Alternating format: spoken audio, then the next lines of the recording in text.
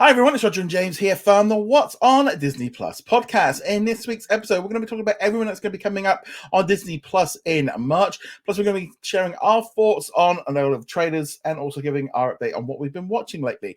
And so, yeah, let's just jump into it. Obviously, with the Super Bowl, there was loads of trailers, but obviously the big one, everything now, we've got the list of what's coming to Disney Plus in the US, and also we've got the UK list as well. For coming up in March. So those are going to be the main ones now. So we might as well just jump into it. And we're going to start off with the US list, and there's going to be some things that we talk about as we go along.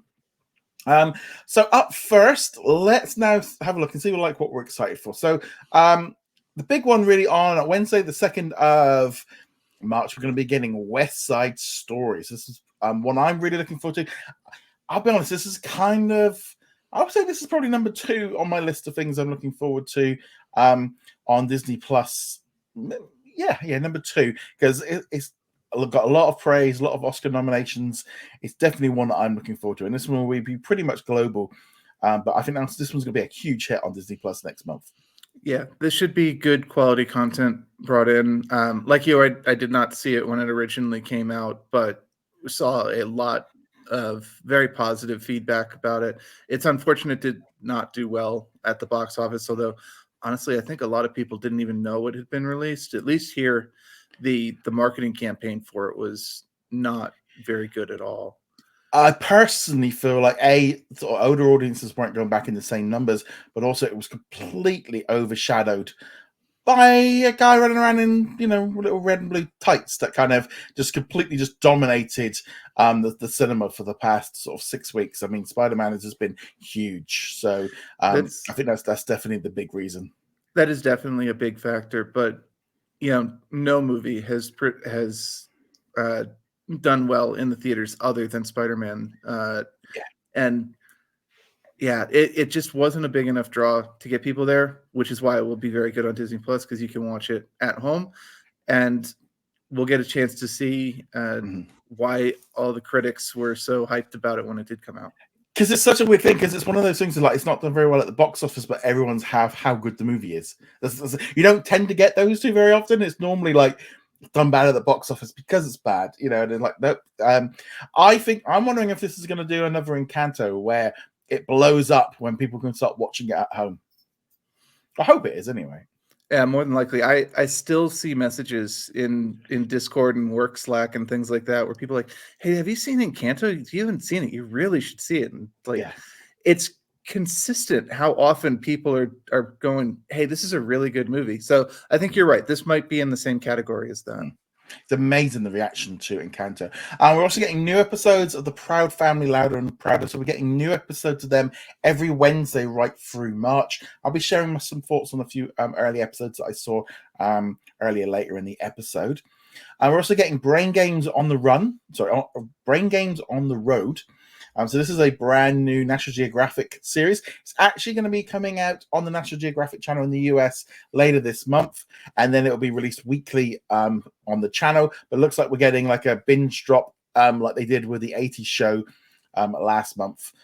So Brain Games on the Road definitely could be interesting.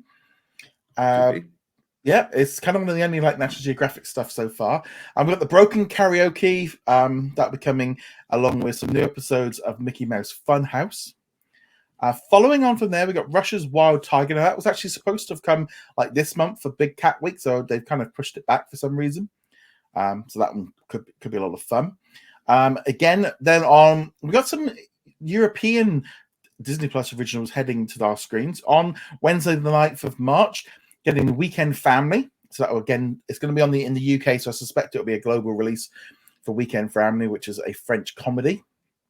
Friday the 11th of March, probably one of the big ones of the month, we're getting Turning Red. It's a brand new Pixar movie. There's also going to be a documentary to go alongside it. I'm really looking forward to this one. I can't wait to watch this. I'm more optimistic for it than I was previously. This is by the director who did the Dumplings short, which, which is not one of my favorite Pixar shorts to be. I know we've talked about it previously. I could not get into it. That said, it is Pixar. I'm very much looking forward to Turning Red and trying this one out. Yeah, now that one's looking pretty cool. We're also getting some new episodes on Wednesday, the 16th of March for Big City Greens, The Miraculous Tales of Ladybug and Cat Noir, and The Muppet Babies. I think that's the final of that series. We're also getting some new episodes of Spidey and His Amazing Friends. There's a definite theme of a lot of the Disney Channel content dropping in here. Then on Friday, the 18th of March, we're getting 2 movies. We're getting Cheaper by the Dozen, the new remake of the remake of the remake. Because a lot of people don't realize that the Steve Martin one is actually a remake. A lot of people think that's the original one. But no, so that one there will be coming out that day. We're also getting a new documentary, More Than Robots, which I know you are really excited for. Yes, definitely. I talked about it at length previously.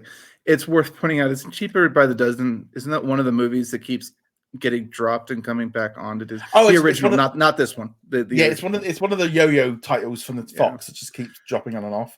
We're also getting in the US, we're getting Step, which is a Searchlight Pictures movie.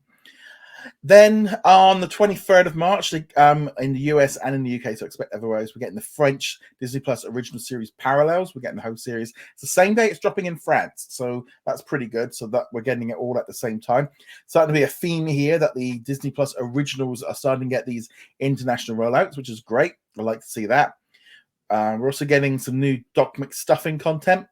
And then on Friday, the 25th of March, we're getting Olivia Rodrigo Driving Home to You, a Sour film, which is basically a documentary and also performances of her of her album, Sour. And obviously, Olivia Rodrigo, she was in the High School Musical series. So there's going to be a lot. I think this one's going to be big. I mean, she is one of the biggest artists right now. So getting this one in, the reaction to this one was very positive. I think this is up here, like with the Billie Eilish and the Taylor Swift stuff. This is going to be good.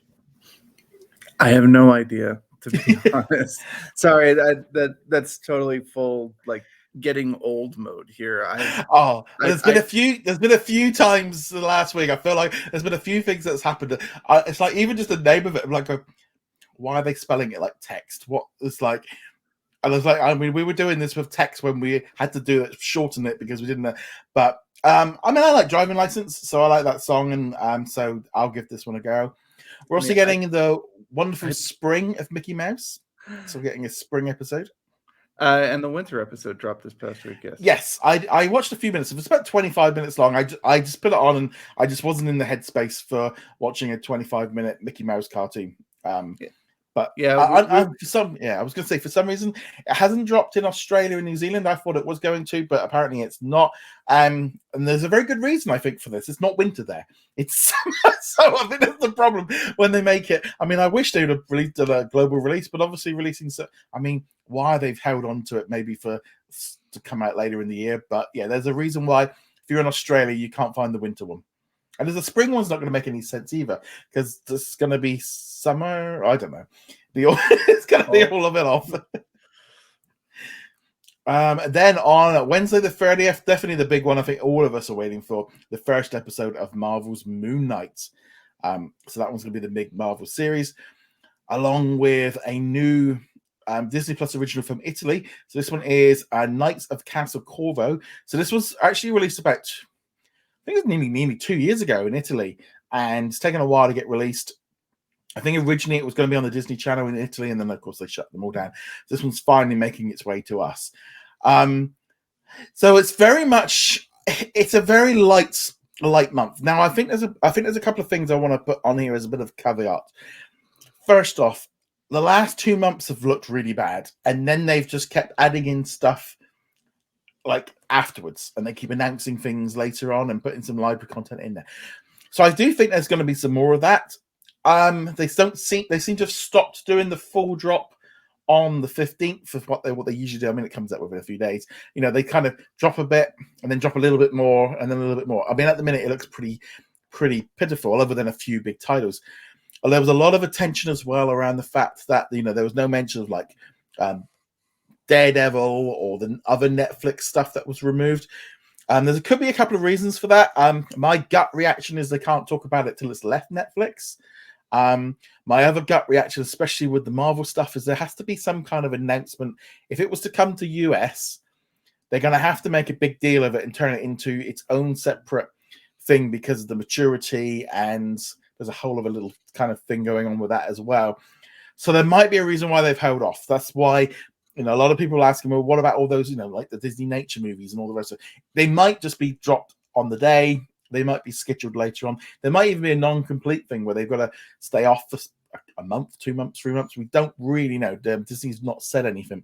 So while everything's leaving Netflix at the end of this month, doesn't necessarily mean it all can flip over and Disney can start putting up press release and stuff. Yeah, whenever content is jumping from one service to another, no matter what the origin and what the destination is, my presumption is you will not hear about the destination until it is fully off of the original.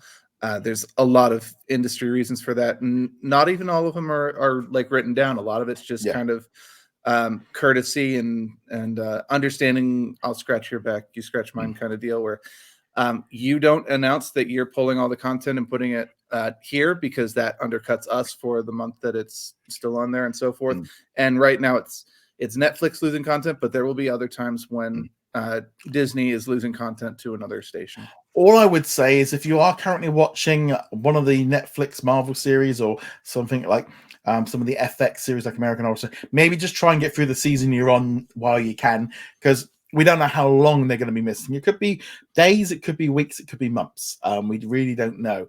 So that's definitely something I have to keep aware of. But it wasn't just the US didn't include it, like the UK list didn't include anything. But when we get into the UK list in a minute, there's a lot of stuff. So with the UK list, I'm not gonna do everything because there was a lot.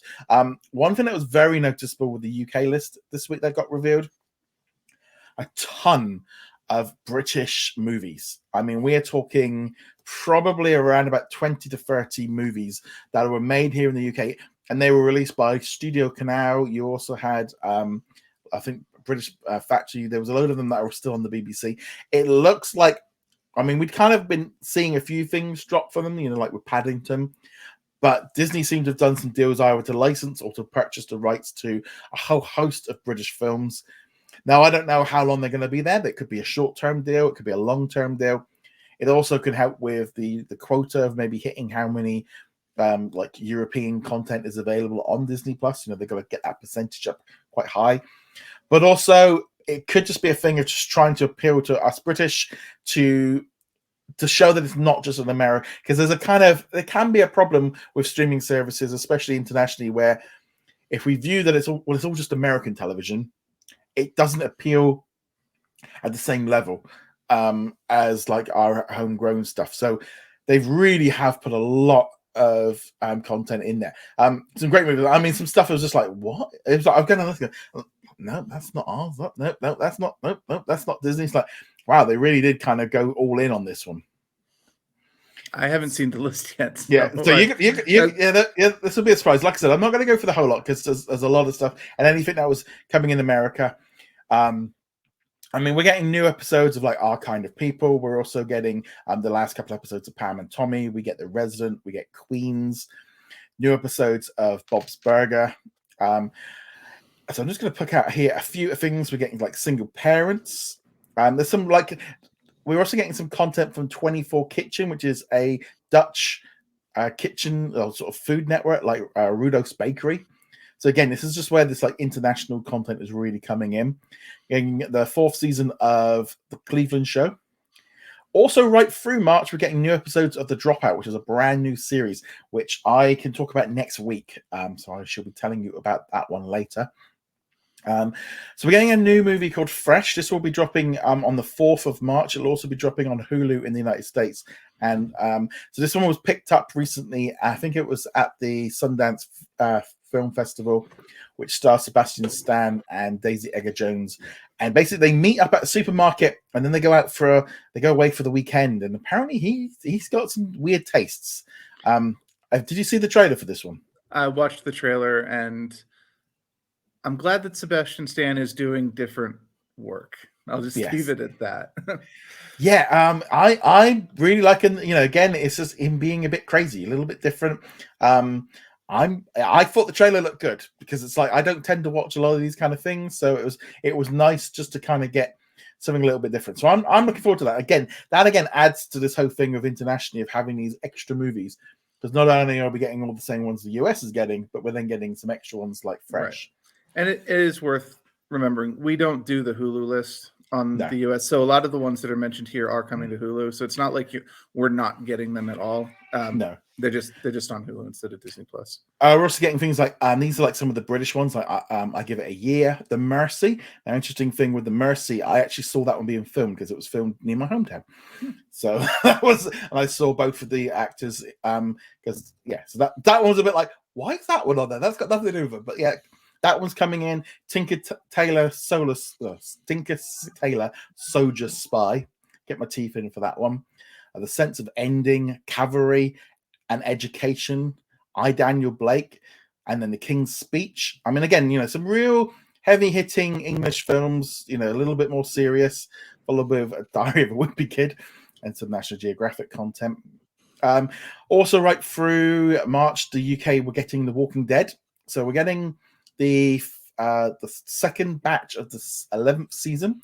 Now, I happened to watch the first 2 episodes of the new season this past week. Kind of the first episode was kind of wrapping up the story from the last batch, and then the second episode kind of goes into a brand new story where they're part of a Commonwealth, which is like a new town that they've involved, and they've kind of got back money, and they've all got jobs. They got grocery stores and music shops, and they've kind of recreated how life was before zombies, but as per usual, not as all as it seems. Just, I'm really loving The Walking Dead. So we'll be getting new episodes every Monday here in the UK, and I think there's some other countries getting them as well. But yeah, The Walking Dead now, I'm really excited. I'm just like, yeah, Monday mornings. It was a bit like that on Wednesday, like we had that feeling of like, oh, no Boba Fett. And then Disney sent me some screeners for The Walking Dead. I'm like, yes, I got something to watch. So I was good. I don't know what that feels like. I got up on Wednesdays like there's nothing to watch. No, there's nothing. No. So The Walking Dead is coming in again. A great series that you'll find on Disney Plus here in the UK. Moving on from there, we're also getting The Great North season 2 coming in, and some other bits and pieces. So we're getting the ABC series Emergence. Now, I did watch a few episodes when that first dropped here in the UK, but I don't know why it took a while to drop in afterwards. Again, so this is where the kind of thing of like here in the UK of that difference of having not just shows like The Loud and Proud Family, but we're also getting The Dropout, Walking Dead, The Resident, things like that. So there's a lot of great content coming in there. Let's pick out some other things as well that's coming in. Getting some movies like Man Up, Millhorn, Our Kind of Traitor, Swallows and Amazons, The Guernsey Literary and Potato Peel Pie Society, which I have actually seen that movie, and it's not that bad. It's a bit of a romantic one, but a bit of a mouthful. And again, a Lily James movie, so not very, very different to Pam and Tommy. Yeah, and there's nothing quite like Pam and Tommy. The closest thing is I, Tonya, which is of course by the same director. So. Yeah. I mean, that's a great series. We're also getting Nightmare Alley in the in the UK as well. I mean, it just recently got added on Hulu in the United States. Grey's Anatomy season 17. We're also getting some more content dropping as well. And let me just pull up some other good ones. There's just so much dropping in. Mr. Holmes. We're getting Song for Mariam. The Woman in Black. We're also getting, and now these are some good ones. Alien 3, Alien Resurrection, Alien versus Predator, Alien versus Predator Requiem, Alien Covenant, and also one I think you would really like, which is The Challenger Disaster Lost Tapes. So obviously, so that's a all about NASA and stuff. So that one could be very interesting. Like might be a strong term considering I know quite a bit about the Challenger disaster, but yes, it is something that I'd be interested in watching. Sorry, did they skip Aliens, the second Alien? Well, we already got it for some reason. Okay. In some countries, like I think like Australia and stuff, they got them all like when Star launched a year ago, and there's been a whole host of films that have been like drip feeding in to us. Like we had Predator on yesterday. Predator 1 and 2 dropped onto Disney Plus. See, this is such a different story. It's just like, we get Mickey Mouse, you got Mickey Mouse short, we got Predator. It's really funny because my friends and I have been playing the Aliens Fire Team game. Came out late that year. It's like Left 4 Dead, that kind of game. Yeah. And every time I play it, I'm like, Man, I really want to watch Aliens. It's Ripley and Michael Biehn and them just going through and being action heroes. So Yeah, I have been meaning to play it because it's on Xbox Game Pass. I just haven't got around to watching it. We should play that sometime. It's a fun game. Yes. Also, another big release for us here in the UK. We're getting The Eyes of Tammy Faye, which I think it's coming to already available on Hulu in the United States. Interestingly enough, that one literally only got released in cinemas like 2 weeks ago. Over here, it was a really delayed for some reason coming out here in the UK in cinemas. I don't know why it was so delayed. We're also getting Liar seasons 1 and 2, a British series. That's a really good series. So I definitely recommend people check that one out. That's the first I've ever heard of that one. I might see where that's available over here. Yeah, that one's really good. We're also getting a couple of Alvin and the Chipmunks movies, so new episodes of Amphibia, a Dutch Disney Plus original series. Sorry, Dutch. I think it's Disney Channel show Like Me that was supposed to have come this month, but it got pushed back a little bit. As I said, we're also getting the Ice Age Adventures of Buck Wild because for some reason, like I said, it'd been delayed. And some more British films, including Quartet, Seven Psychopaths, Tamara Drew, The Love Punch, The Proposal, Amelia, Go, The Aftermath, and also the National Geographic movie Rebuilding Paradise, which I think that one was one that was nominated for some Oscars, I think it was. Just to see if we had anything here at the end, getting like Siren seasons 1 and 2 and 3. Yeah, so that pretty much wraps up the UK. The UK one, as I said, you're getting a lot of series. The only bad thing was How I Met Your Father was delayed. That's gone back to May. That was originally supposed to come in March. That one's been pushed back, which is unfortunate. But yeah, so for me personally, you got lots of great stuff here dropping in the UK. I'm looking forward to watching the Eyes of Tammy Faye. We've also got Fresh, Nightmare Alley. So I've got 3 like Searchlight pictures that are going to be pretty good. Plus West Side Story, Turning Red. You've also got Cheaper by the Dozen, and then you got that Robots. So I feel like I've got like 7 or 8 movies to watch and that's just of the new stuff that I, not including some of the legacy content. You got The Dropout, which is we can obviously talk about a little bit more next week. Plus Pam and Tommy, which I've already seen, and I know everyone, that's going to be a great finale. And Moon Knight, yes, it's again, this just shows you the difference of when you're comparing what it's like when you have Star included with Disney Plus in the rest of the world compared to the US. That list of where you get one Disney Channel show and you get all of that content, but there is something definitely going on over here in the UK with all this British movies that they've dropped. I mean, there's a lot there. Yeah, and I hope that many of them will come over here. And those French shows that we've got coming in, those are coming to stateside. I hope that is a preliminary to more coming over. One of them at least looked really interesting. Yeah, you got Parallels, you got the Nights. I mean, this is why I've been doing this for a couple of months now, of why when there is a Disney Plus original in another country, I am covering all the trailers and all the bits and pieces much more, because it's like this stuff's all all becoming international now, which is great. Just more content, more great stuff. But so there's a lot of highlights coming in there through the month, and hopefully, and we are going to get some kind of idea of what's going on in the US right now with its general entertainment, because Bob Chapek's words that he said at the Investors Day, the quarterly Investors call a couple of weeks ago, we've not really seen anything more since then. It's been very quiet. Now, there could be a couple of reasons for it. We've got the first anniversary of Star coming up this week. It was a year ago that they added it here. You've got the annual shareholders event at the beginning of March. I think it's the 9th of March. And then there's also the whole thing of maybe what's going on with Daredevil and stuff. So I'm wondering if they're holding off for kind of an announcement of some kind. Kind of interesting enough, today on the actual US Disney Plus website, when woke up this morning and people going, there's a picture of Star on the US website. And so looked on there, it was still there like 10 hours later. It was still there earlier today. Whether or not that's just a mistake that someone's put up the wrong image by mistake, or they've put it up a little bit early. But yeah, you've got the Disney bundle, and then right underneath an image of Disney Plus, and it's got the Star logo. And could it be coming? It's. I would not be at all surprised if there was a press release this week or on the day of the shareholders that Star was being added. All the signs are pointing in that direction. Yeah, and presuming it's true, and again, it could just be a mistake. Yeah. I would not expect it to be the same kind of thing that happened last year with you guys.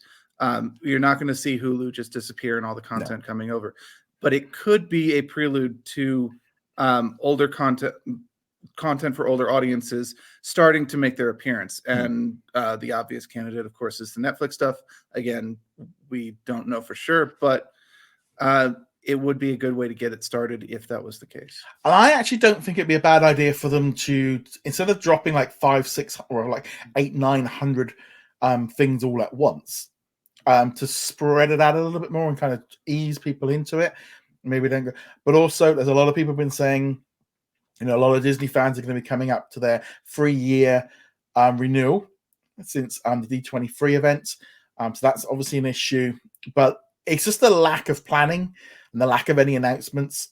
And the fact that this release, the March list came out and like, there's nothing general entertainment there. There's nothing in this list at all, which kind of like something's brewing. Maybe the coming soon is it's not coming till September or October. But they added like 5 seasons of Blackish this past week. But the thing I was looking at, I think why in some ways US have either got to do one or two things. You've either got to have the tabs in there ready for 20th century, ABC, etc., or a Star brand to put things in, because you got things like we've seen already. Where's Free Guy going to go this week? Where that doesn't fit under the Disney brand, does it? Where does West Side Story fit? We are starting to see some issues of what's going to happen with like, where do these things belong? Right. And even something like Moon Knight, which we already know is coming to Disney Plus, but also has a very apparently violent take. It's only a 12. It is only a 12, but they have talked about it like pushing some edges there, at least in terms of what we're used to on Disney Plus. And then other content coming in as well. It's also worth remembering, though, when the Hulu merge, if it ever happens, will be different than it was over there too, because this is not new content for us. It's been available on Hulu, whereas for you guys, when Star started out, a lot of that content was available streaming for the first time. And that was a much different than bringing stuff over.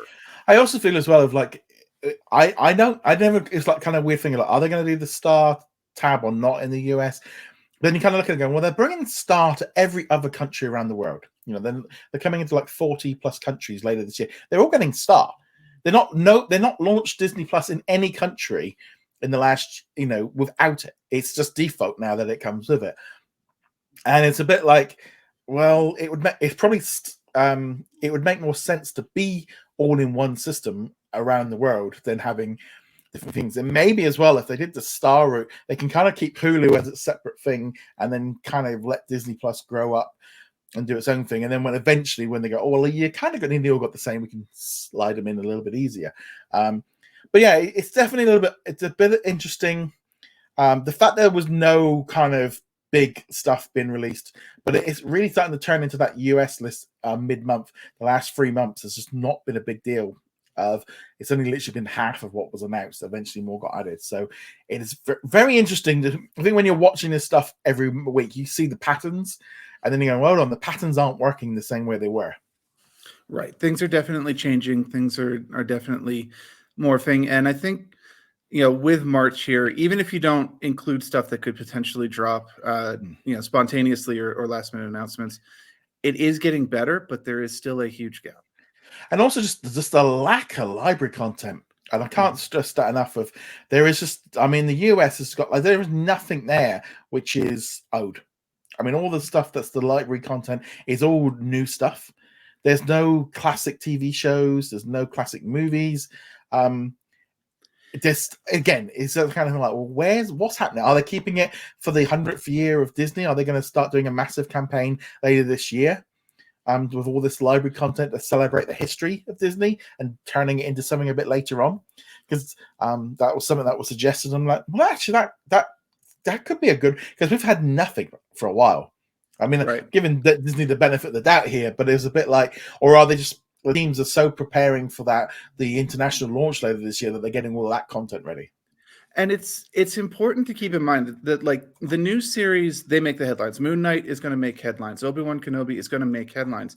But there is a very, not even that small, a good sized chunk of Disney Plus fans who really are there just for legacy content, stuff they grew up with, stuff they want to share with their kids, things like that. And ignoring that would be a mistake. Yes, the big chunk of people are here for Mandalorian and Boba Fett and so on.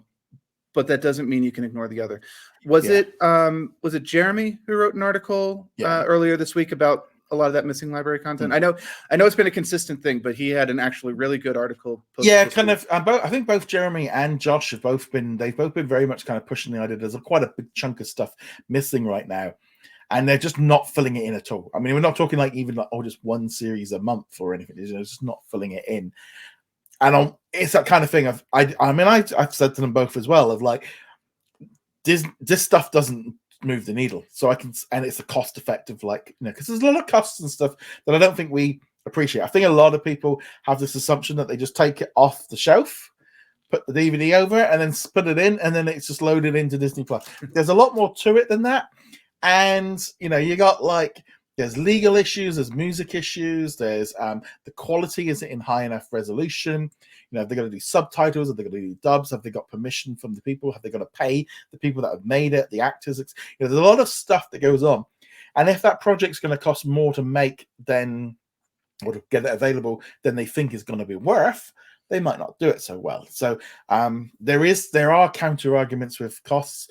You know, as while a lot of people might be questioning for some old movies and some old TV series, there is an issue. But I am even that thing like, guys, you brought this massive collection of 20th century studio stuff.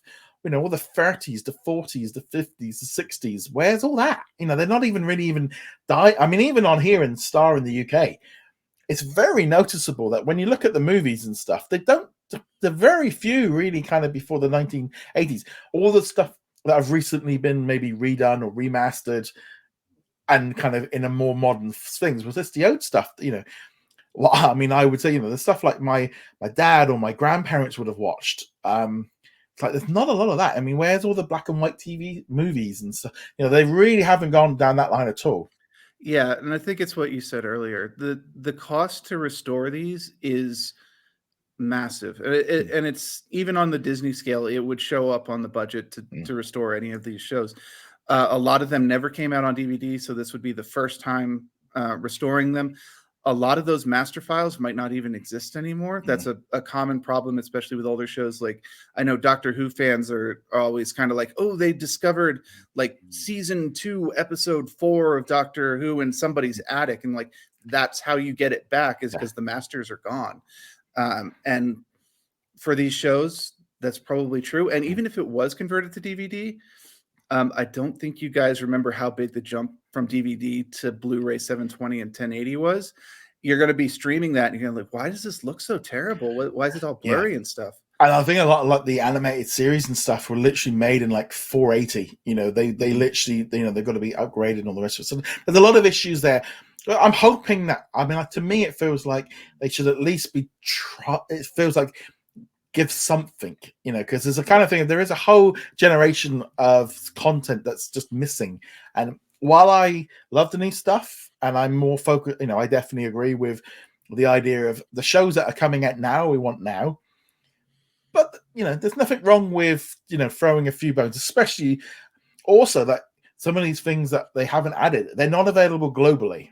So it's not just in the UK, it'll affect everyone. So if they put like, I don't know, Mouse from House or The Bear with a Big Blue House, which are two of the most requested ones all the time, that will end up becoming international. It's for everyone. So there's a lot of work to be done. It just seems at the minute, the Star content seems to be taking a lot of the attention because maybe a lot of it is a lot easier and a lot cheaper to get prepped and ready to roll. Well, it's already been made. All you have to do is convert the file to whatever streaming format they use on their end, and well, I mean, you're good to go. I mean, especially like coming up with the US thing of, I mean, a lot of the stuff's now already pre-baked into Disney Plus. So it's like making Buffy the Vampire Slayer available, or Modern Family, or Malcolm in the Middle. It's already built into Disney Plus in the UK. So there's probably literally just a tick box or a file change, and it could be made available. There's a lot of those are much easier to add, and they could probably add them in much quicker when they're already baked in, because you've seen that a lot with the UK content, because a lot of it was already available in sort of Canada or in Australia. Yeah, I mean, obviously we're oversimplifying. It's not exactly just change the line from on Disney Plus or on Hulu to Disney Plus /Star. You got to transfer data. You've got to move data to different stores, et cetera, et cetera. It is still significantly easier than going in, finding the master file for something from the 50s, cleaning it up, putting it into 1080 or 4K resolution, making it available, making the sound good, because the sound deteriorates rapidly, and so on. There's night and day difference, which is not to say we don't want it. I think that the people who want the legacy content should absolutely have it, and Disney should be communicating what the problem is. But it is a big lift for what will probably be a very niche content. Yeah, I think it's just disappointing that it's gone to nothing. It feels like it's just the brakes got slammed on and they just stopped, because it's like, we had things like the Muppet Show and a few things last year, and then they just seemed to maybe the requests were higher than the actual views. Maybe that was the thing, and then we spent a lot of money on that and it hasn't turned. I don't know, but nevertheless, there's a lot of stuff hopefully that will be coming down the line. So one last thought on that too, though. It is worth remembering with streaming content, while there will be an initial burst of people watching it on the first, the content does last longer on streaming. So, you take that scenario where the Muppet Show maybe didn't get as many views when it first came out, but you will see over time, rather than it just going to zero, there will still be a constant watch. And eventually it reaches that point where, like, okay, we released it 2 years ago and now it has shown to be worthwhile. It's something to keep in mind. Yes. Right. Also, this week we had a little football game happen at some point in LA, I think it was. Was that the Premiership, Arsenal and Manchester, or something like that? Let's be about soccer. I won't have a clue. Oh, good. Oh, that football. Oh, right. Yes, there's a big game. And so first off, we knew there was going to be some new releases. We had a new trailer for Doctor Strange. Sorry, I put it in your head. Sorry about that. Yeah, Doctor Strange in the Multiverse of Madness. Wow, that trailer! I think I watched like 3 or 4 times. I wouldn't be surprised if Doctor Who showed up in that trailer. Yeah, I think the thing is with this multiverse, man, has the internet gone crazy this week. Going through the poster, looking at everything, like Deadpool's in there, and like Ryan Reynolds going, "No, I'm not in it." And of course, everyone's no, he's just lying. Like Andrew Garfield did such a good job of lying. No, Ryan Reynolds going, "What? I'm either in it or I'm not. I've said I'm not. I'm not in it." And it's just like no one believes him, and it's like, right? I think Andrew Garfield just set this up now that no one can ever say I'm not in it. That he's going to be in it. It's like he can't. What can he do? He can't confirm what's about it. I would say if Ryan Reynolds was in it, and I mean he might be, but if Ryan Reynolds was in it, I don't think he would just say no. He would have some like little silly Deadpool thing where it's like, I'm totally not in it, with like Deadpool winking or something like that. He's not quite as good at keeping secrets as Garfield is. You can't. He deserves an Oscar really for his portrayal in all the interviews and stuff, because he was having a lot of fun with it. Tobey Maguire just hid. So well, Tobey Maguire didn't have a movie coming out. And Garfield did. He couldn't exactly hide. Honestly, I think he got an Oscar for not beating up the journalist for asking him for like the 3,000th time. But I think he got to that point where he was having a bit of, he was getting annoyed with it, and then it was like he just leaned in on it and just like But no, so the multiverse. I mean, there's whole things there. It looks like Captain Carter's going to be in it. She's in the shields. Well, the shields in the poster. Yeah, it's in one of the it's one of those things that, like, I'm sorry, but they've put the shield in the poster. That's more than a hint. That's and the evil Strange definitely looks like it might be coming from the and the zombies as well. The zombies. It's a fun trailer to dissect. I'm actually trying to avoid most of it, most of the speculation, because I think it'll be more fun to experience it. Mephisto is every character. America Chavez is really Mephisto. Patrick Stewart is definitely Mephisto. I don't know. Yeah, well, I think that's the one that got everyone that's really having Patrick Stewart in it. Obviously, he's opened it up with the X-Men movies. Then you've got the whole scene with the Illuminati with now Apparently, the guy from Black Bolt, that was from the ABC series, is going to be Black Bolt in it. There's reports of, Fantastic Four, Black Panther, Nemo, not Nemo. That would be an interesting take. So in Multiverse, we've got Nemo and Doctor Who. Yeah, hey, bring him in.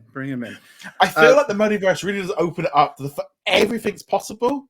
But at the same, it's like they. I mean, this is an opportunity for them to do something a bit different. But it sets the trouble is it sets the tone so big that nothing's ever going to match up to it. Well, that's what we said about Endgame, and it's probably true. But it's interesting that they're leading with the big one rather than closing with it. So definitely looking forward to this. I was going to say, if he's not even the one they're hiding, what are they hiding? I know, right? It'll be interesting to see. You mentioned the Inhuman Black Bolt.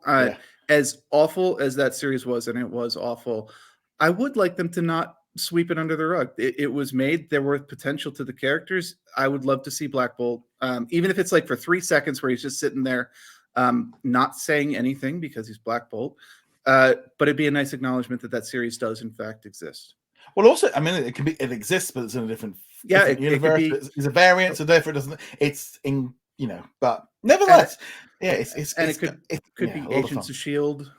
It would be great if I would love to see Mac doing the Nick Fury role in an alternate universe. Even if it's like just 3 seconds of him standing on the helicarrier like he was at the end of the season. There will be a lot of fun things in this, and it should be a really interesting movie. Sorry, Go ahead. I was going to say the trailer, I think, has really kind of enlightened everyone that loved. Obviously, Spider-Man was so big, and now it's like Doctor Strange has come along, and you're like, and everyone's going, oh, they're kind of carrying on with this whole thing. And I think that's got a lot of people excited because it's not just like, oh, we're going to like Black Widow, where everything's a bit more normal. It's like, no, the madness of just this whole multiverse thing is totally crazy. And it's kind of nice that it does look like we are finally doing it, because they teased it so many times leading up to this. We had, the multiverse will be in WandaVision. Quicksilver will be coming over. Let's ignore the Mephisto stuff, but Quicksilver will be in it. Mr. Fantastic will be in it. And then, Quicksilver was just an actor who happened to be the same actor from the X-Men movie. Funny. But now it looks like, unless this is like the giant biggest troll of Marvel history, we're finally getting the stuff that they've been teasing for a while. I think this whole variant thing with Loki, they kind of changed, like they've just got so much more opportunities. It also means that an actor can be changed less like that. Well, I mean, we saw that with Spider-Man as well. Obviously, we got the 3 different guys playing Peter. I appreciate that. It means they can recast any role. It doesn't necessarily mean we'll be happy with the recasting, because like we have definitive views of who is playing Captain America, who is playing Thor, and so on. But it opens you up. The one thing I will say is I hope they do not continually play it strictly for comedy. I would like some of the characters who play variants to be regular characters. And I'm thinking specifically, this wasn't a multiverse thing, but like Thor Ragnarok, you had Loki. He brought in like Matt Damon and Sam Neill to do the little play. And I'm like, it's Matt Damon. And it's funny. It's like, I'd like variants in the characters who actually are interesting in their own right. Yeah, there's going to be a lot of fun. We also got a new sneak peek at Moon Knight. Not really too much more. We're just seeing more of the costume and stuff. So it's the kind of thing like, it's like, Doctor Strange just totally just pushed Moon Knight to my side, because it was like, it's good. I mean, there were some great scenes of him like flying in like Batman. And there was also a picture of Mr. Knight. Now, I got no knowledge of Moon Knight, the character, so that looks like that could be a lot of fun. Mr. Knight will be a very interesting version if they lean into that one. It was a variant that was written by Warren Ellis in the mid 2000s, where he donned a white suit, but he still had the mask, and it's a very, very different take on the character while still staying true to it. It's actually a really good series. It's only like 6 issues long. It's worth checking out that on Marvel Unlimited if you have it. That said, this trailer wasn't really meant to get people excited. It was meant to get the word out. Hey, we've got Moon Knight coming to Disney Plus. We know you guys are watching the Super Bowl, so maybe you haven't heard about it. Check it out. It's coming in at the end of April. or March. And also, we got the goats. Oh my god, the goats. Okay, so we had Aquafina bringing at the Disney Plus headquarters with some goats dressed up as Disney characters, as the Marvel heroes, as Star Wars, Mirabella. You also had Brave. You had Up and all kinds of stuff. And I'm not gonna lie, I stayed up late for the Super Bowl, watched like the first quarter. A couple of trailers got released and went, you know what, I'm going to bed because there's a lot of talk of Obi-Wan Kenobi. Yeah, but nobody said Obi-Wan Kenobi trailers coming. Everyone's expecting, right? And there's a little bit like, too. And you were like reading at it, going, yeah, but they just dropped that massive Doctor Strange trailer, which was like, yeah, that's kind of big enough that would. And then we had the goats, and then they released an extended version of it, and it's like I'm an old man, and I just thought stupid, and I know Super Bowl adverts are generally stupid. But there was that part of me that was just like, I got up in the morning, watched, and went, thank God I did not stay up another 3 hours to have that trailer. And it's just like, it's so like trying to be hit. It's like goats, and it's like, this is just lame. I think it was intentionally lame. I think it was done with self-awareness that this is a really, really stupid premise. That said, it got people talking about it, so it worked. I have to give credit to Aquafina for keeping a straight face through that. Well, she kind of even played in on it a little bit ago. They said they've got the goats, and they got the goats. Yeah, It points to her. It's an utterly stupid commercial, but like I said, it worked. People are talking about it. It got shared all over the place. It's like this. I don't know if that's what they intended for it, but that's what they want with all these trailers. The only thing is now, like with these trailers, is there's so many of these kind of funny trailers get released around the Super Bowl. A lot of the companies were releasing them before the Super Bowl because they knew that they were just going to get wave after wave of them during the Super Bowl. The thing is, here in the UK, it was on the BBC, so we didn't have commercials, so they just kept going back. So every time they cut back to these people sat in the studio talking about the football, I'm like, right, where's it going on? And stuff. It was like, I'm not interested in the football. It's just this is the breaks. But the trailers, they seem to do a good trip. Overall, there's one other trailer. What was that? I don't know if it was during the Super Bowl, but it was the Rescue Ranger trailer. Yes, that was what I was going to lean on. Oh, that's right. It was a couple days later. It was a couple of days later. We got the trailer for Chippendale Rescue Rangers, which is coming out in May on Disney Plus globally. Now, I am a huge Chippendale Rescue Ranger fan. I loved it when I was about 8 or 9 when the series came out. We were just going to Disney World, seeing Chippendale. I loved the series as a kid. I had soft stuff. There wasn't really figures and toys at the time, so I used to love this show. Funny enough, my parents were just popped over for a cup of tea while the trailer dropped, so I put it on while there. My mum did say, she said, you did have the same look that you did have when we see Chippendale at the parks. I loved the trailer. I thought it looked great. I thought it was that kind of thing of like, let's take the cartoon, and we're not doing that. We're not. It's like, this isn't the cartoon. They're taking the premise of it. They're making it meta. They're making it funny. They are going in a completely different direction. And I like that because it's like, it wasn't just, we're redoing it and we're retelling the same. No, you guys are completely going in a different direction than I thought you would. Oh, yeah, they definitely went in a complete direction. Now, I was in the same boat originally. I loved the Rescue Rangers as a kid. I still got the theme song in my head. It was one of my get home and sit down and watch Rescue Rangers and Darkwing Duck and many, many fond. And I had the complete opposite reaction to the trailer.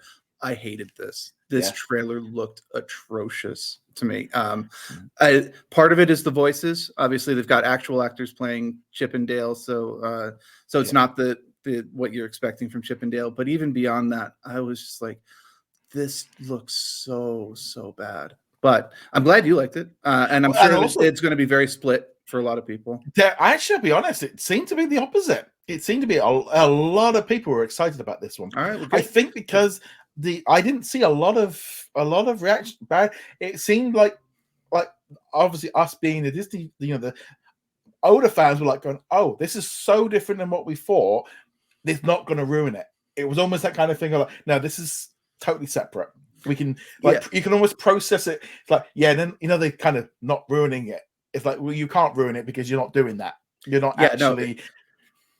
it's so completely different that when it comes out, whether I like it or not, I can just completely divorce it from the original series. I don't really buy into the whole like this ruined my childhood Yeah. kind of stuff that people go, or like I use the Matrix, like the Matrix sequels ruined the original Matrix kind of thing. Like, no, if you didn't like the sequels, you can still just watch the original and pretend they don't exist. Having said that, this is so different from the Rescue Rangers cartoon that the mental connection doesn't even exist. It's just this is off doing its completely own thing. We've got the cats from Cats in it, and we've got you got Roger Rabbit is in there. You got. I did like seeing Roger Rabbit. The thing is, it was like the stuff from Cats. Of just, and then like the video game stuff of I am looking at you, but I'm not looking at you. That's not a video game. That's Robert Zemeckis, actually. Which was even better.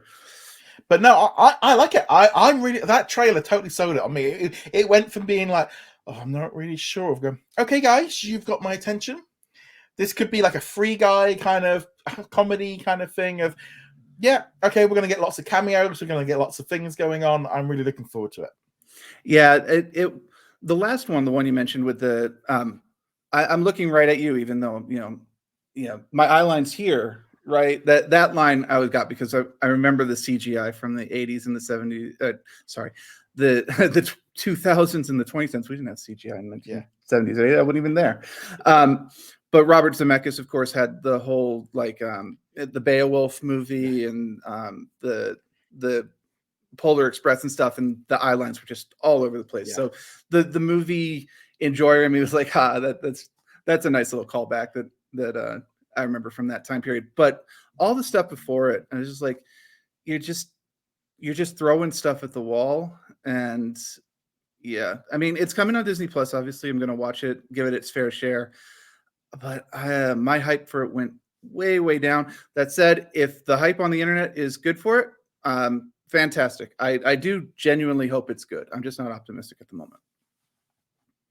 It kind of was an interesting one. It's I was just going to say I was going to check the up and downs on it, but of course it doesn't work on YouTube now. They got rid of the downs. Thanks. But just generally, as a whole, there was a lot of positivity, and I think again, a lot of people kind of go, "Why is this on Disney Plus? This looks like it should be in cinemas," and that's good. That's definitely good that they did that. All right, I will. I'll acknowledge I'm on the small side of this one, and I do acknowledge I hope I am wrong. I am not rooting for it to fail. I want it to do well. This trailer did not connect for me. Right. On that note, let us know what you think of all the trailers and stuff. Love to hear your thoughts. Before we get into the last review, so we'll just do a quick few shout outs to all of our Patreon and YouTube channel members who are in the Go tier and above. Thank you very much for all of your support. You can become a member from as little as $2 a month. And if you're in the Go tier and above, you get a shout out each week, and you also get your names at the end of the videos. So big thank you to Token Guy. We've also got Adam, Raphael, Diona, Jay. We've got Dana, Ricky, Dave, Mohammed. We've also got Ben, My VCR Still Works, Bina, Joshua, Dawn, Martin, Jeremy, and Sarah. While we've on the Patreon and stuff, we've got Daniel, Elliot, Aero, G, we've got Caleb, Red Miles Man, Cody, we've also got Andrew, Jacob, Darren, Lauren, Sarah, The Juice, and also Andrew. Thank you so much for all of your support. It really does mean a lot and means that we can keep making all of this content for you guys. Also, if you are hearing a little rumbling, my dog is getting louder with her snoring. just a sense, but she's getting louder. Haven't heard it yet. Normally I can tell. It's definitely getting louder. It's like vibrating through the chair as she's snoring. But yeah, so let's now talk about what we've been watching. So let's talk a little bit now about The Proud Family, which is a brand new animated series. It's going to be dropping onto Disney Plus next week with 2 episodes on the 23rd. So this is like a revival. So it's a straight up sequel to the Proud Family series, which you can find on Disney Plus now. And this one kind of modernized it. We kind of jump forward to today. They just miraculously wake up one morning and all the kids are older, but everybody else is saying, and they kind of reference the fact that it's magic and they've all just woken up a bit older. And then it's like within like 3 minutes, that's all that joke's over with. And now you just, they're all talking like they all know are now just teenagers. I'm honest, I'd never seen the original. And I think that did hurt me in some ways of not getting maybe some of the Easter eggs and some of the gags. And I mean, they do probably a pretty good job of kind of saying who they are and giving you an idea. So, I mean, I did ask that in a press conference, and they did say that no, you will get it. It'd be better if you have seen it, but you can come in blind. For me, it's just not a series that I'm probably not going to carry on with. A lot of people are excited for it, but I don't have any nostalgia for these characters. And there was a load of gags and stuff about the internet. And I know we just talked about rescue rangers and stuff, but it was a bit like, okay, yeah, I'm kind of. It's like it was very modern, like modern problems, modern issues, and it was a bit like, you know what, this is just not for me. And it's not like it wasn't like I got to the end and go, oh, that was really bad. It's like it wasn't bad. It was, I think the animation in it looks a lot better than it originally did. The comedy, the stuff, everything that they're doing, and I'm sure that there's a big audience for it. It was just a series for me that just wasn't for me. But it wasn't like I said, there was nothing I didn't like. It's that kind of weird thing of going, it's good, but it's just nothing really. There wasn't enough there to draw me in again. Yeah, there's plenty of shows out there like that. Just in general, movies where you can go, yeah, there's nothing wrong with it, but it didn't engage with me. Yeah. Now, that said, I have not seen these episodes yet. In preparation for them, I've started watching the originals. I've only seen like 7 or 8. Kind of the same feeling regarding those. They're funny. I laugh at a couple points in them, but they're not like super, this is the funniest show on the planet. That said, it was a different atmosphere when they first came out, different kind of shows coming out.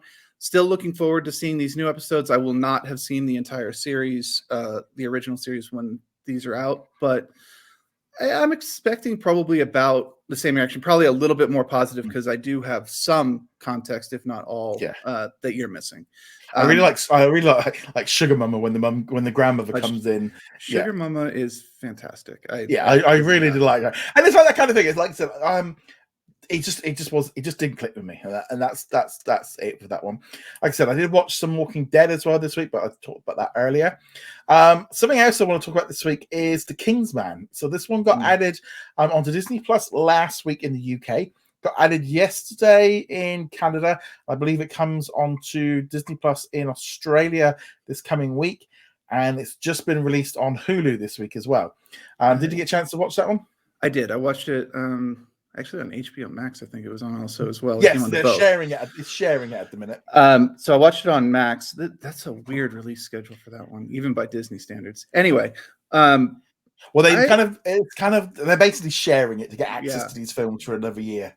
Well, not even just that, but like last week in the UK, next week in Australia, this week, it's weird. Yeah. Anyway, the movie itself was, it's okay. Well, it did actually come out like 2 weeks after you guys in our cinemas, but even though we got it first, I don't know why. Whatever. It's definitely not the movie where you really would have noticed, because it's just kind of there. It's a decent enough action movie. It's very strange because I loved the first Kingsman movie. Also, same. I loved it. I thought it was great. I loved the humor. It went in a direction I wasn't expecting with the violence, and the violence was fun. It was like a video game kind of fun. Back to that. And then the Golden Circle kind of went a little bit more crazy, a bit more like James Bond, Austin Powers villain because that one recently got added as well. And I watched it again and I liked the first one because it worked. The second one was still a bit more violent, but they still had the humor. The Kingsman was like, there's no humor. It wasn't funny at all.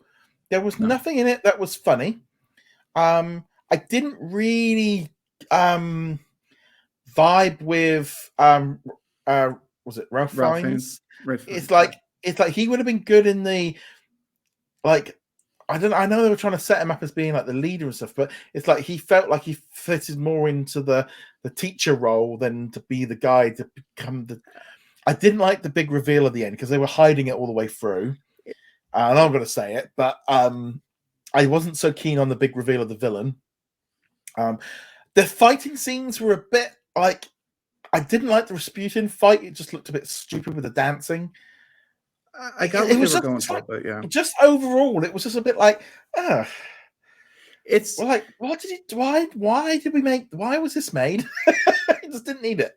yeah. I mean, I come up on a couple of those points there. First, the villain reveal that Hmm. was such a flop. You go through the entire movie just seeing the back of his head Hmm. and hearing him talk, and you're like, okay, it's got to be someone seriously important if they're not showing us who this is. They're very Yeah. obviously not showing us who it is. It's not even like subtle. It's just like all you see is the back of his head, and then you get to the reveal, and it's like, seriously, was that guy? You could have just shown us. That wouldn't have changed anything if you just shown us who it was earlier on.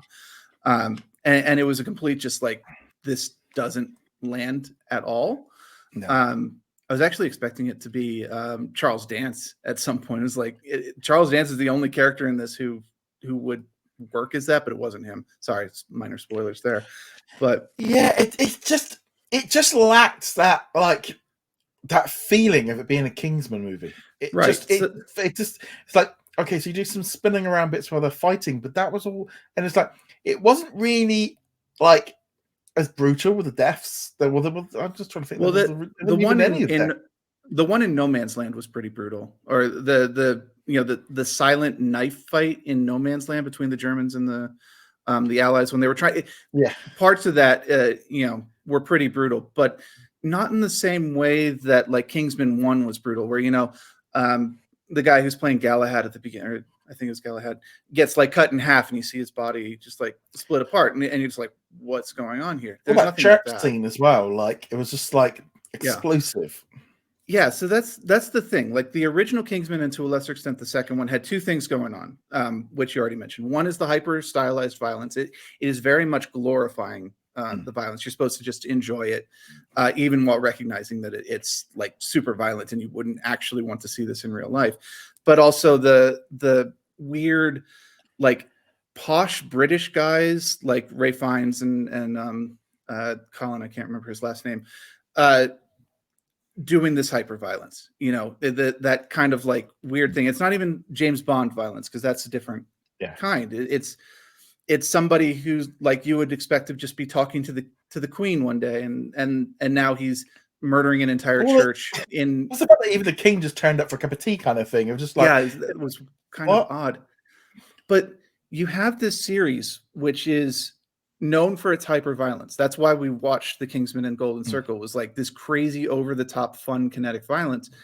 And then it's like, oh yeah, The King's Man is an anti-war movie talking about how awful World War I is. And like, okay, I don't disagree with you, but was this the right movie to tell that story? And it's not.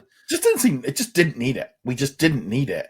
And some of it just seems just stupid. I kind of got to the end of like, well, I'm never watching that ever again. It was just like, but I've watched Kingsman a couple of times, and I'll probably watch it again. Just watch the first movie; it's just better. Yeah. There's just nothing. There was just, and I can see why Disney kept moving it back, because it was definitely a movie that they inherited, and you can see why. Just throw the thing out at Christmas. It's not going to make any money because it's not. Well, it got rushed through in about 6 weeks on the streaming. Because it just was like, yeah, it's a new movie. It's fine. I don't know what they were, not Disney, but like the creators. I'm not sure what they were thinking with this movie. It does have a couple decent action scenes. Ray Fiennes is good in the role. The other characters are good in their roles, but it's not a Kingsman movie. And I don't know why you would put that label on it when it's so tonally different from everything else in that franchise. Yeah, it's like I said. I would say I was disappointed with it, but it's like, it's like I was going to write a review, and I'm like, you know what? I'm not even going to bother wasting some time, because it's like, it came out just, if it came out in the cinemas, it's just like, nah, it's just I didn't really think enough of it to kind of like spend the time on it. So I was a little bit disappointed in that one. We did have the French Dispatch drop this, but I haven't got around to watching that one yet. I'm very much looking forward to watching that. I do like Wes Anderson. He does lose me sometimes. He goes, depending on what his story does. But it should be entertaining. Did you watch anything else? Yeah, no. To be honest, I've been really bad at binge watching Modern Family on Disney Plus. I think I've done like 4 seasons. It's something I can just put on in the background and just like it's just I've been really enjoying it, just watching like Modern Family. It's been and like we're watching Big Sky. We've been carrying on with that one. We did watch. We recently watched 3 Billboards of. Oh yeah. That was somewhere in Missouri, right? Yeah, so that one there was okay. We ended up watching The Power of the Dog last week on Netflix, which was up for that was 2 hours of my life I'm never getting back. That was Benedict Cumberbatch, right? Yes. In an American Western. Yeah. I heard it was just straight up like grim, gritty, grim darkness through the entire thing. Grim. There was nothing there. It was just I have not seen it. I don't think. Honestly, it's called Power of the Nod. It's just like, why is this being nominated? This is just he was much better as Doctor Strange.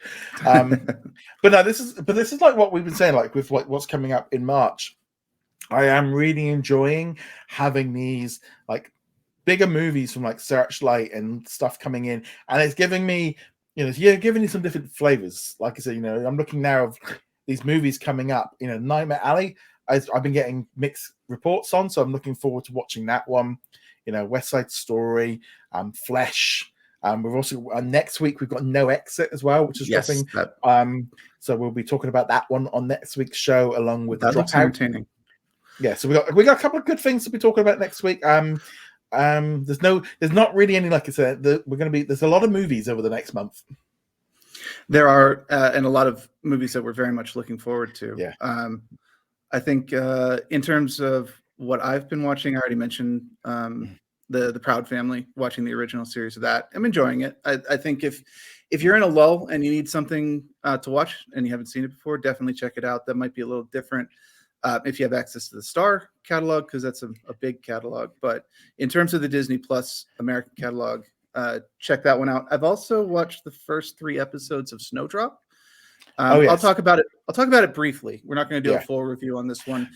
I'm just going to put a pin. I literally watched 20 minutes of Blackpink the movie because that got dropped on, that was not what I was expecting. That stars Jisoo, who stars in Snowdrop. Mm-hmm. So I got to see what she actually got famous, and I'm like, wow, this is not what I was expecting. A full-on concert. It was So I'm a little bit more clued in on who she is now.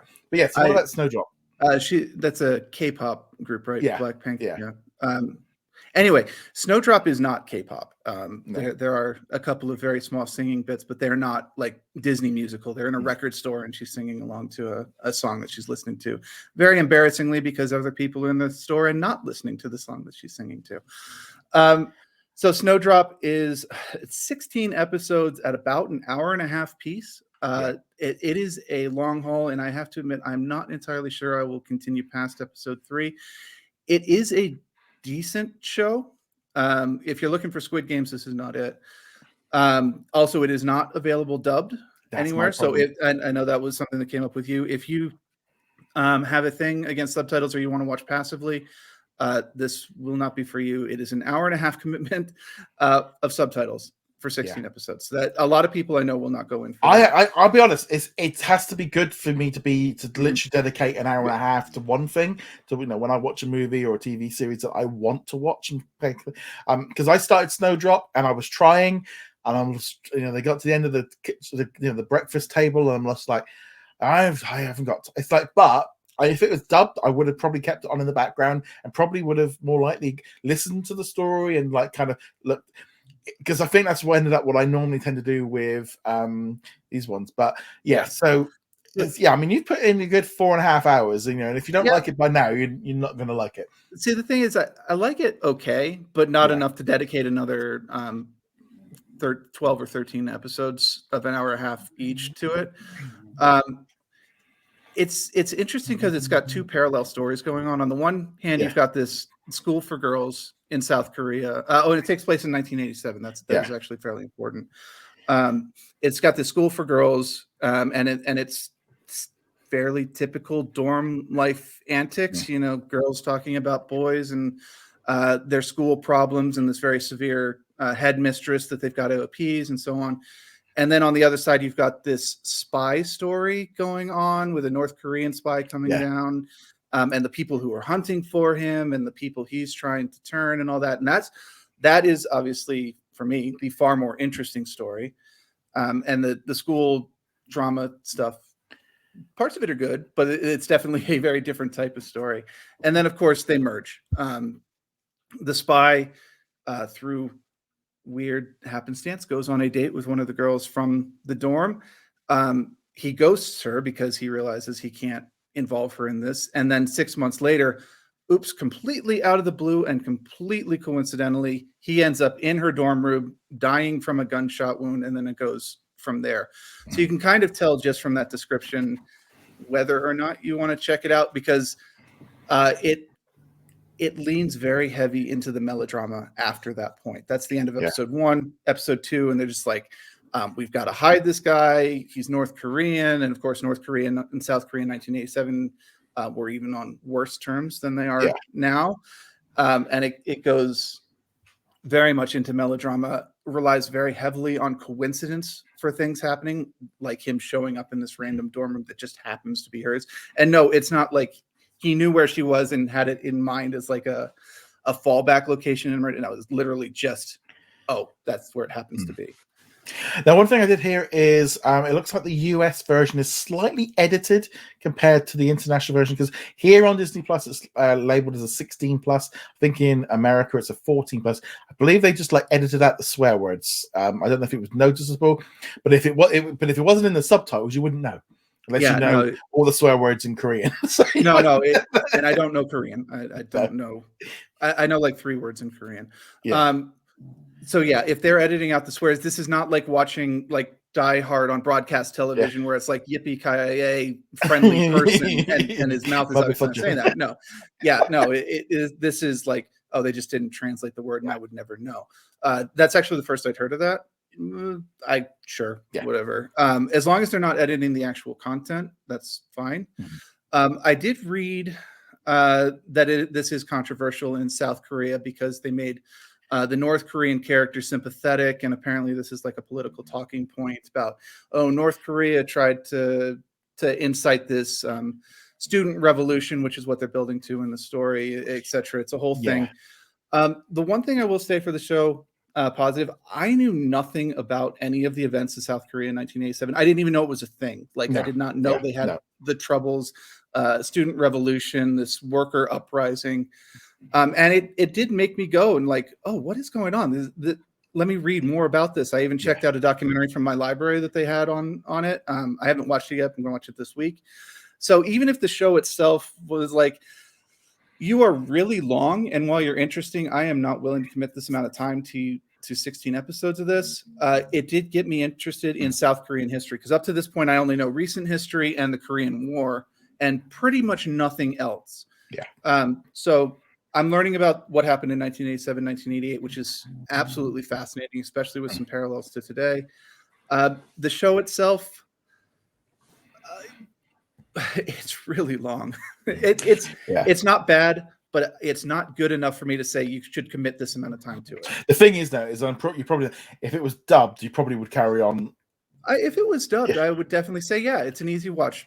Turn it on in the background, learn some South Korean history, watch some melodrama. The actors themselves are really good. The K-pop singer, I had no idea she was a K-pop singer until like it was mentioned in the credits. I think the main guy is also in a group or something. I'm not sure. He's apparently pretty famous in South Korea as well. I think it was a mistake to not offer the dub. If you want to be purist and watch it in South Korean with your local language subtitles, I agree that should be an option. There are a lot of subtitles available. I think they should have taken the effort to dub this for also got highlighted as well. Not good for accessibility, because obviously if you're blind, you can't actually, or you got bad vision, you can't actually enjoy this at all. I hadn't even thought of that, but that's no. Someone mentioned it. I was like, oh, that's a good reason, But hopefully they sort this out. We're going to see a lot more of this content dropping onto Disney Plus in the future, and hopefully they can get things sorted a bit better. Yeah, and despite the lukewarm response from me personally, bring it on. Bring in the South Korean content. Bring in some Chinese. Bring in Japanese content. I know they've got a couple on the slate, and then even talking about like coming up in March. French content. Yeah, bring on the French content. Let's Well, I do know this. in Australia they're currently getting Rookie Cops, which is obviously one set in about police, and that stars a K-pop artist. Also, they had a new one called The Grid as well, started in then that one there is that one definitely looks a little bit more maybe into what we'd probably like, a bit more serious. But yeah, so I could go for serious though. Yeah, so hopefully we'll see a bit more of this going forward. But on that note, guys, thank you very much for joining us. We'll see you guys in another episode. Again, check us out over at whatsondisneyplus.com. Thank you to all of our Patreon and YouTube channel members for your support. And on that note, guys, we'll see you guys soon. Later. Thank you very much for watching this video. Make sure you go check us out over at whatsondisneyplus.com. Like, follow, and subscribe. Also, a huge thank you to all of our supporters over on Patreon and also on our YouTube channel memberships. And I shall see you guys in another video. Laters.